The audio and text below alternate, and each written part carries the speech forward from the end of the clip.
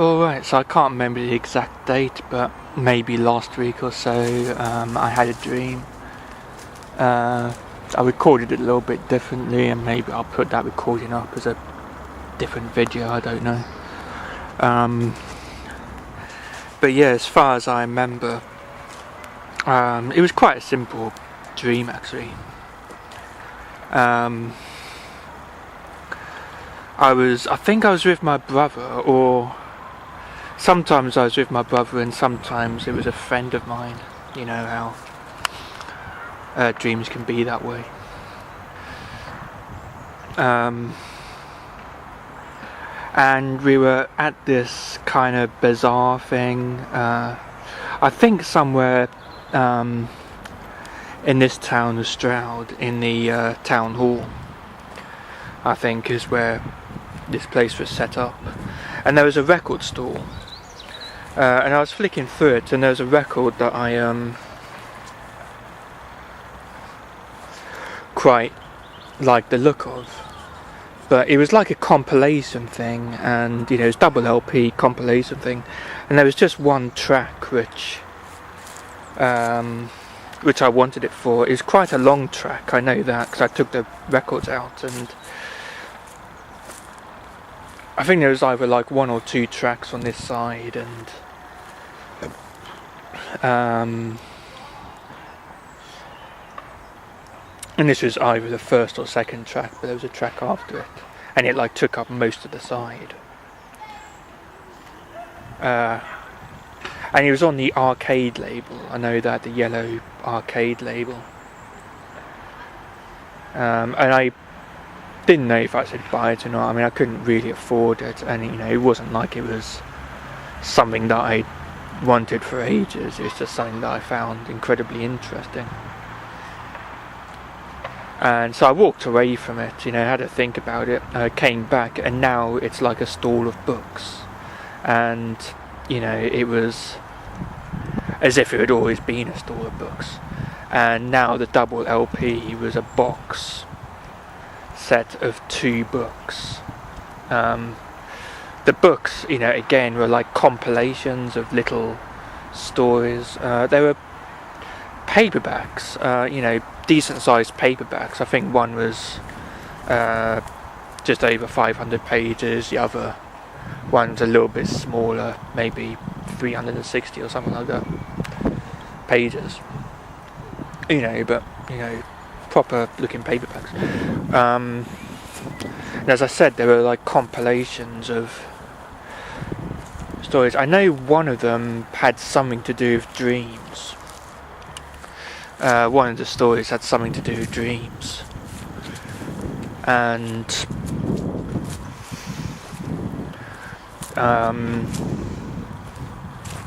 And then there was another story. I can't remember what it was called, maybe on my other recording. I do recall the name, but I don't think so. But I found that story interesting in the same way that I found this track interesting. And it was like the first or second story in, I believe, the larger of the books. But anyway, I bought the books, and the first story in, again, I think the larger of the books, but I don't remember, was it was like a facsimile of a children's picture book, like a Ladybird book, which I had, called the Blue Book of Children's Stories, and I think it was Ben Rescues a Hedge Pig, but it was, the story was kind of a mixture of that and The Tortoise Award, which are both stories in this book.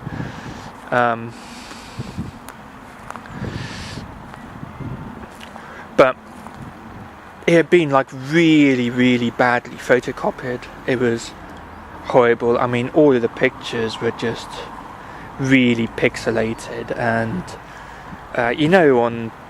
sometimes when you get pirate DVDs that have the cases, but the cases clearly been photocopied, and it was worse with VHS because of the technology of the time. And it's like It's like trying to print a photo on non-photographic paper, on just normal inkjet paper. You sort of get this horrible kind of splotchy, half pixelated, half splotchy effect, and the picture isn't very clear at all. And that's how this was. And some of the pictures, it looked like it had been printed with an inkjet printer. And part of the problem was that this Ladybird book was obviously printed on appropriate paper for a Ladybird book that has illustrations, which is every Ladybird book. But this was just a normal acidy paperback, so the paper was inappropriate. That was part of the problem. And it looked like it had been done with an inkjet printer, and it looked like the printer had gone a little bit faulty. On some of the pages, you got sort of lines or whatever of crap, and the text was pretty much unreadable throughout. Particularly the section that actually had the pictures. The text, which was, there's a lot less text than there was in the actual book, actually, but it was simply unreadable. It was so sort of blurred and pixelated and splotchy and all of that good stuff that you couldn't read it at all. And then there was a page which I don't remember what it said, which is a shame, but it was something interesting, and that didn't have any pictures on it, and there was just a little bit of text sort of in the middle of the book, centered. And then you turn the page and the story continued, but as if it was a normal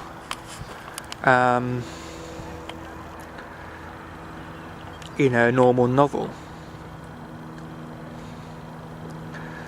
And that section of the book was perfectly readable, but you couldn't read the start of the story.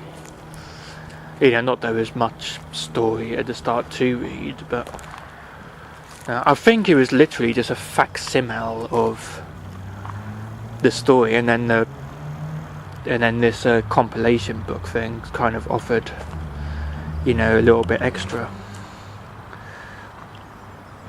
It just continued the story that was in the Ladybird book. Excuse me while I film the squirrel that I found.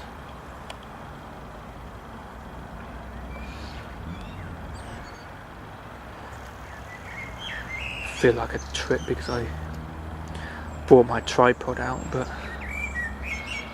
that's cute.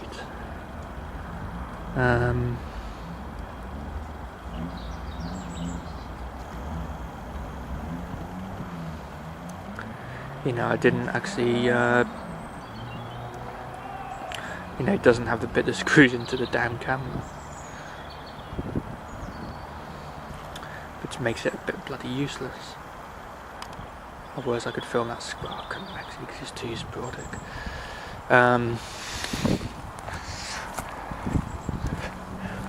But yeah, this is a Ladybird book in question. I've actually got numerous copies of it. This is very similar to the book.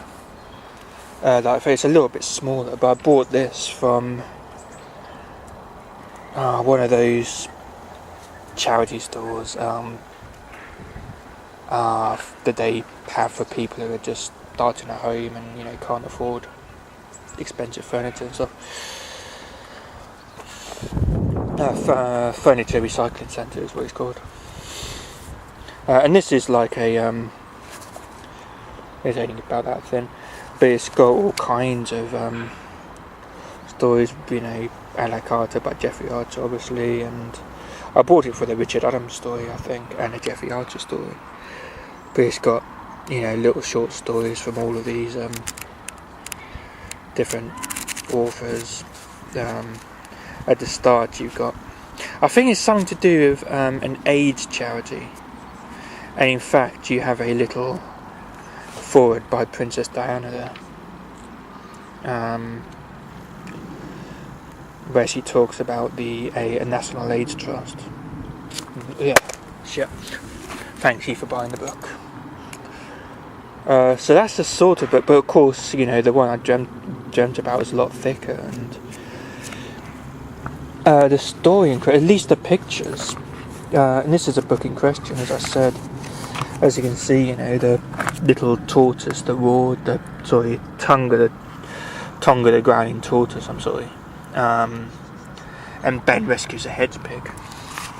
Let's go to Ben rescues a hedge pig, which I just read.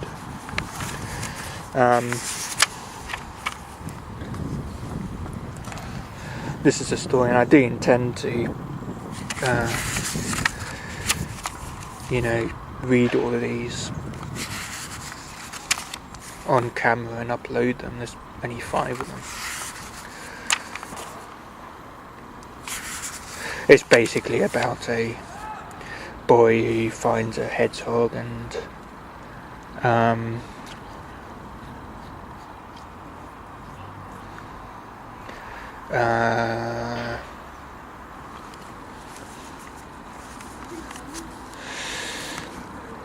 rescues him from a cattle grid. And this is about a tortoise who, was friends with a dog, but the dog kept doing that. So Tonga had to learn to growl at him to ask him not to. And of course, a little mouse who couldn't eat cheese, which is my favourite childhood. I've already recorded that one, which was my favourite story as a child, and the reason I have numerous. I think I've got the original copy that I was read, plus another copy because I wasn't sure. My mother likes to throw away, or at the time liked to throw away things just because she was a mother, which was, and she felt that's what mothers should do, which is a bit irritating. And I lost I lost a few things sort of that way, and I didn't know if I had another copy of this, and this was before the days of the internet. So when I saw a copy at a bus fair, when we went to see some old buses, they had like a stall of books, and they had this book, so I picked one up there. So that's 2 copies, and I couldn't find either of those copies, so I bought that for a penny from Amazon. So that's 3 copies, and I might have another one somewhere, or I'm sure I have at least 2 copies anyway. But that's why, because I used to love that little mouse who couldn't eat cheese story, and I've actually performed it live. Even it means quite a lot to me. So I don't know. The only thing that did spring to mind was, I didn't see that. This picture.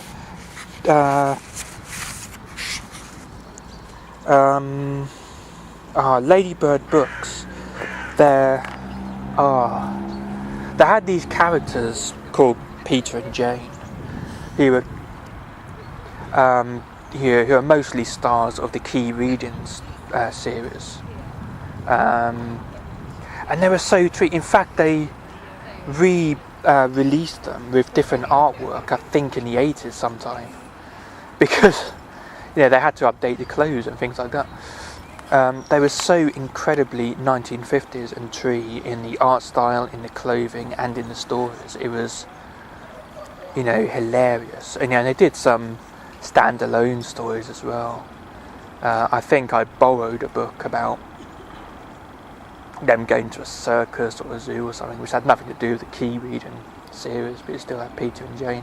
They just sort of turn up in random Ladybird books. They're not in any of those stories.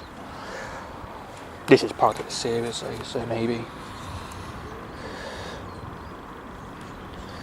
Yeah, I'll talk about that in a minute. But hilariously, these body books or growing up books that you used to be able to get, which they probably are legalised now, because heaven forbid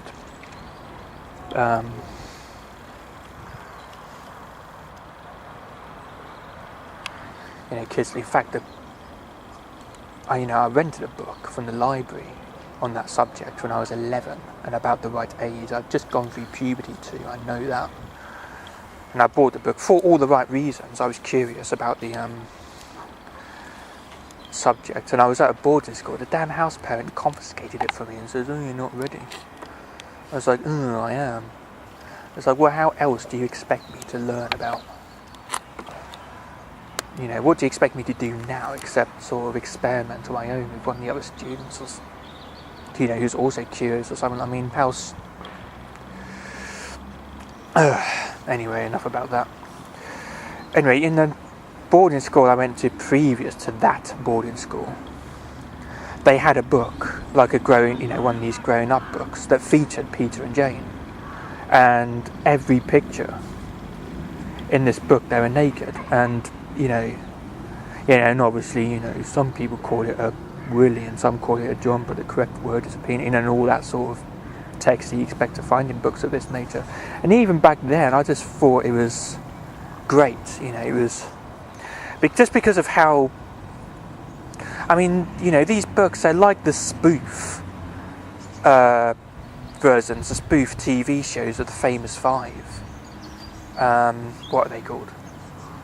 The something camp show presents or something like that.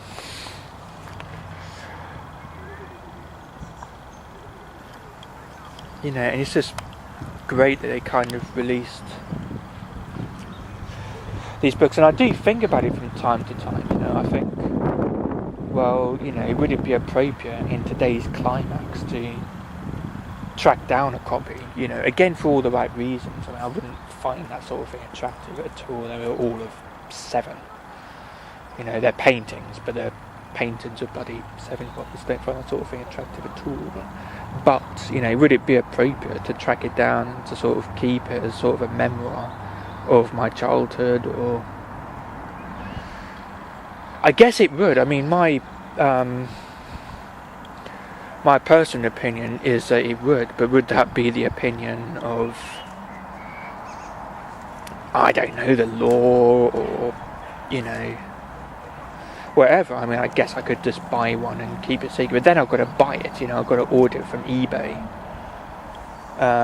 or buy it from a bookshop, or, you know, track it down and buy it from a bookshop or whatever. So I don't know, and just seeing, I mean, this is a Ladybird book, and just seeing sort of pictures like that.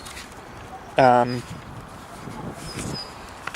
mean, I was also thinking about that Wally-O 7 thing. In case you don't know, that's a guy on the internet. He was found possibly guilty of making these videos. Well, he did make these videos inviting kids to play this game where he asked them questions and he wanted them to answer these questions. And a lot of these questions had to do with feet. You know, if I was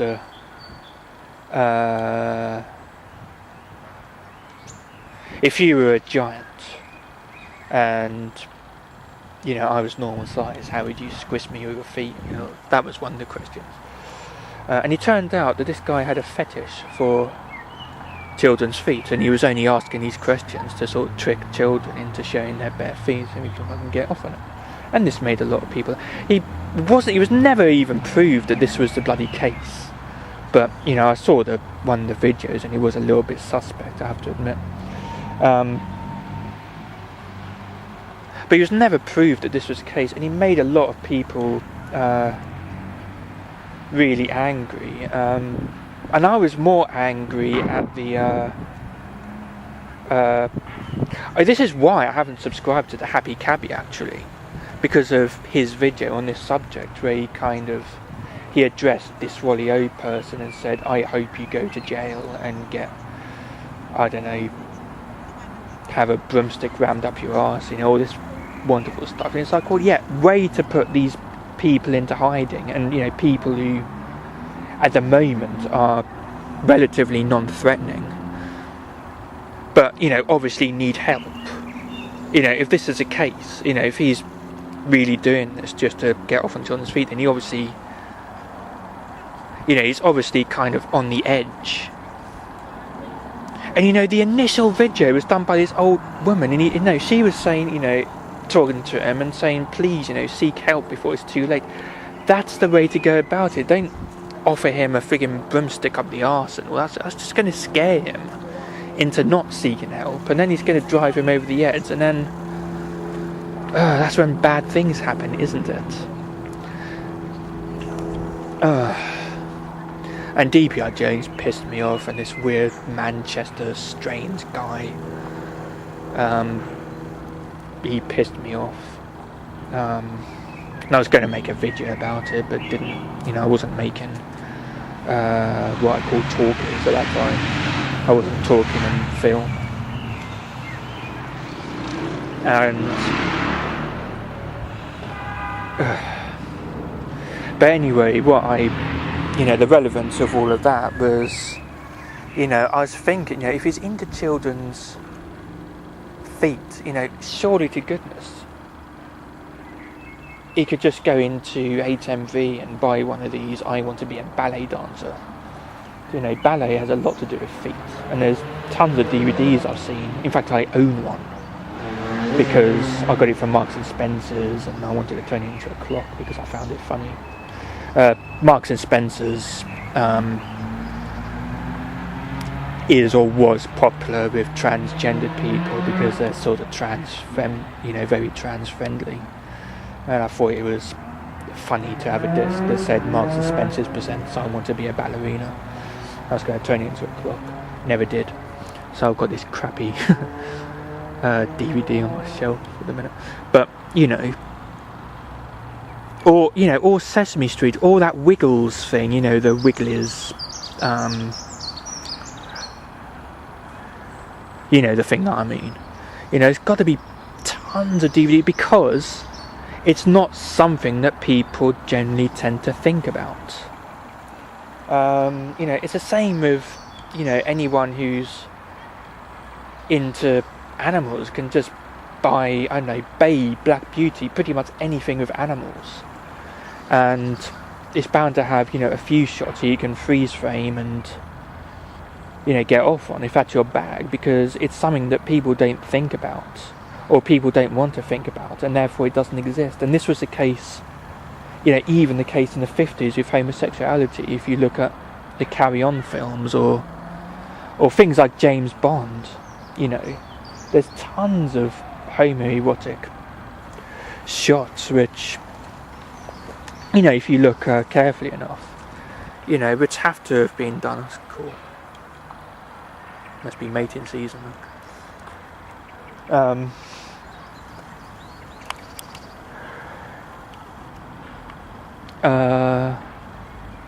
Which must have been done on purpose. So I mean, they're wearing like ridiculously tight trousers and sort of bend down, and then the camera's pointing at just the right place, and all that sort of thing. And it's like nobody, you know, as sensitive as we are now about child safety, you know, thank God, because it does seem to have gotten a lot better, you know, for all the bullshit we have to put up with. It does seem to have gotten a lot better, which is at least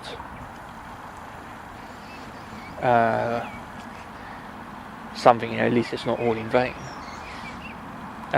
You know, but children's feet isn't something that people would think about. So if he's lucky enough, you go to the damn beach, Jesus, on, you know, the day after I saw these videos, I was on a bloody bus and there was a kid with his shoes off in a blinking pushchair, for Pete's sake. You know, it's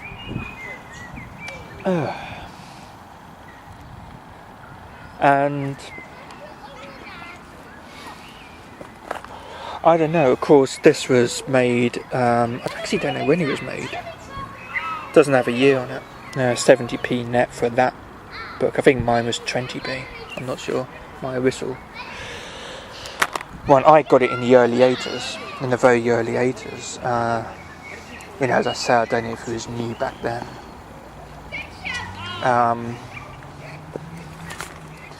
I like this, early learning, early learning is vital, and as if to prove that fact, they put a space between vital and the explanation point.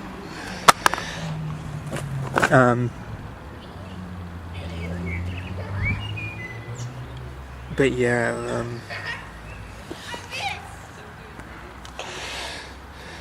yeah, this was a time when basically nobody seemed to give a flying dog's crap about that aspect of child safety, except people like, the general public did, but the government certainly didn't. And so maybe, I obviously don't remember. I don't even remember this story or this picture, but maybe, as this is my favourite book, maybe that was encrusted somewhere in my brain, and it's, I don't know, it has something to do with I know, some kind of sexual issues,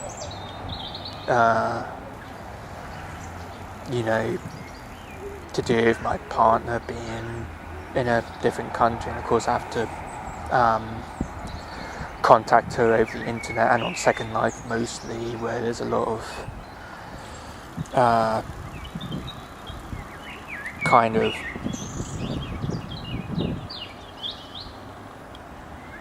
of relevant sex politics, when you think about the whole adult baby thing on Second Life. You're not allowed to be a child, or if you are, you're not allowed to, you have to wear clothes off. I don't know what the bloody rules are, and and anyone under 4 feet is a child, so, you can't be a normal sized squirrel, because, that squirrel over there is quite substantially under 4 feet tall. So that squirrel is a child, even though that squirrel certainly isn't. And you can't be a little person or anything like that. If you're under 4 feet tall, that counts as, and you could therefore be a big, you could be that bloody bear from the Warner Brothers cartoons or some shit, and wear a diaper but be really fucking big. And do you know what I mean? So maybe it's got something to do with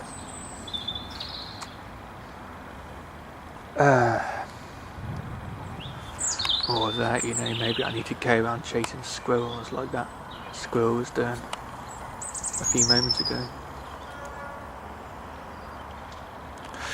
Oh yeah, I wanted to talk about this quickly. I do remember actually buying my first copy of this book. This is the one I got from Amazon. The one I have is matted. This is sort of shinier. I think this is a newer copy. I'm not sure if mine even has a barcode. And like I said, I think mine was a little cheaper than 70p, but I could be wrong. So I think this is a later copy.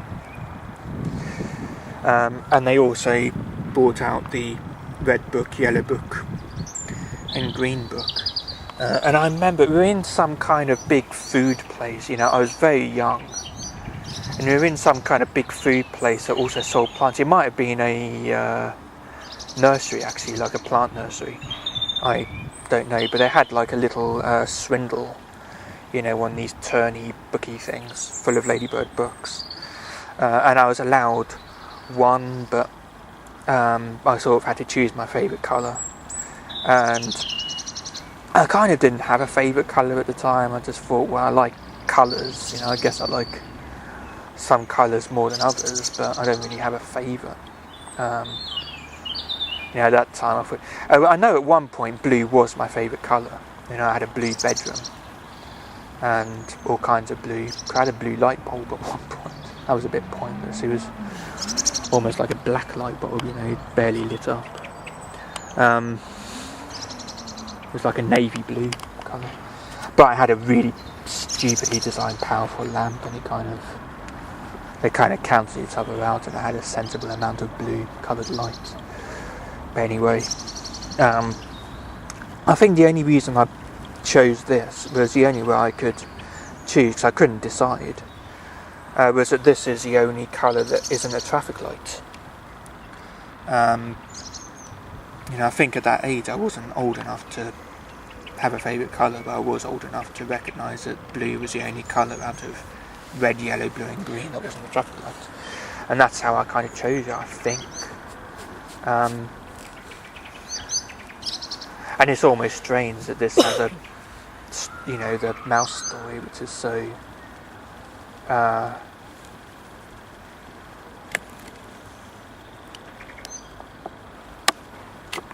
I think it has kind of shaped my thinking,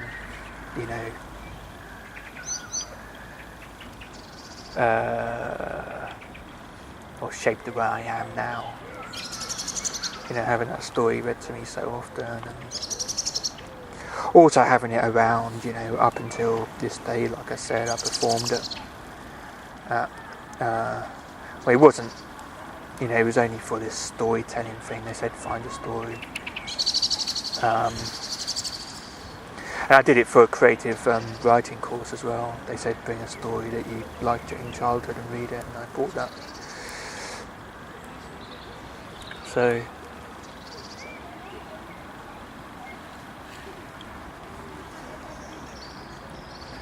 so I think about that. I didn't think it had anything to do with.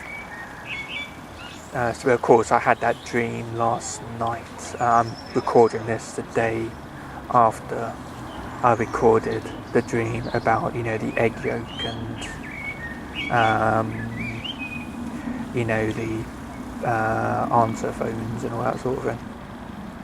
So I had that dream, which was obviously